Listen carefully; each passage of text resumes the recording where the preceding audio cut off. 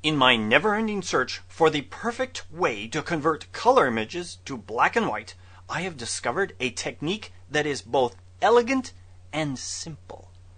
This technique is incredible. Now I must admit, it is not my idea.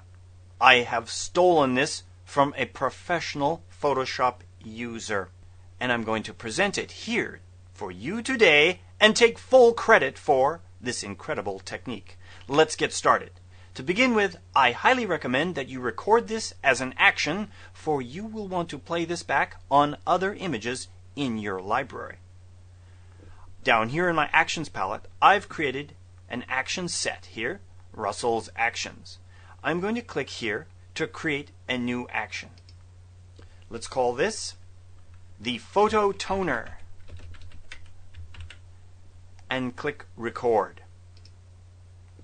Our first step in this process is to go up here to the Image menu, down to the Mode, and over to Lab Color. That's right, we're going to convert this image to lab color. Now, when you convert something to lab color, it converts that into three components. Let's go over here to our Channels tab, select that tab to bring it forward. You will notice that you have a lightness and two channels, an A and a B, which contain the color information. Let's click on the lightness. How interesting! A very nice black and white conversion in itself. This is then the luminosity values for this image. We're going to target that as you see here. Then go back up to the Image menu, down to Mode, and select Grayscale. It will then flatten the image and discard the color information. Just like that. Next, we need to load this grayscale channel as a selection. The easiest way is to move our cursor over the icon as you see here. Then hold down the Command or Control key and wait till you see this icon with a small marquee selection. Then click on the image and you have loaded the grayscale values as a selection mask. Now, moving over here to the Select menu and down to Inverse, we need the inverse of that selection. Next, over to the Image menu again, down to Mode, and this time over to RGB color. We need to switch back to RGB so that we can add a tint of color to this image. Just like that. Let's click here on the Layers tab so we can see the background image as you see here. Then, moving down here to the base of the Layers palette, I'm going to create a new layer. Just like that. Then moving over here, again at the base of the Layers palette, I want to add a layer mask. Of course, since I have a selection, it's going to apply that selection into the mask. Click. As you can see here, we can see this image. If you hold down the Option or Alt key and click once on that small icon, you can then preview it in the full screen. Again, Option or Alt key, click on the image to go back to the normal image. Now it's time to set the mode for this layer. Moving up here to Normal and clicking on the word Normal in the Layers palette and then down to Multiply. Just like that. Next, we need to choose the color that's going to be multiplied into the image. Now watch very carefully. What I'm about to do must be recorded as part of the action. I am clicking here on the layer image itself so that it is recorded that I've selected the RGB channel, because that is where I want to fill the color. So with that now targeted and recorded as part of my action, I'm going to move over here to my Edit menu and down to Fill. The default is to use the foreground color. I'm going to click and hold on this and go down to Color. I can then select a color here within the color picker and then click OK. and then finally, one time again, clicking OK. It then fills this in, and you have your finished results. Unbelievable. A really nice black and white image that is tinted with this rich color overlay.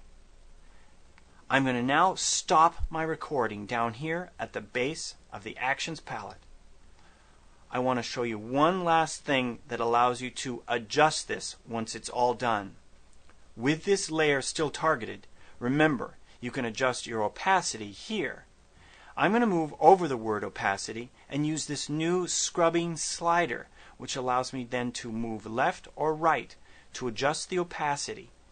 As you can see here, unbelievable. So right about now, you're saying to yourself, this may look cool, but what's going on here? How does this work? Show me a behind-the-scenes view of what's going on. Well, I will. We'll move up here to our targeted layer and hold down our Option or Alt key and click here on the Layer Mask thumbnail to reveal that mask and, of course, to see behind the scenes. Now keep in mind this is a mask, and within a mask, those areas that are white will let the color show through, and those areas that are black will resist and hold the color back. So, with this mask in mind, you can see that the color is being imaged through the areas that are light and not through those areas that are dark. And of course, if the area is slightly gray, you're only getting a percentage of the color. So you are then blending this chosen color and multiplying it.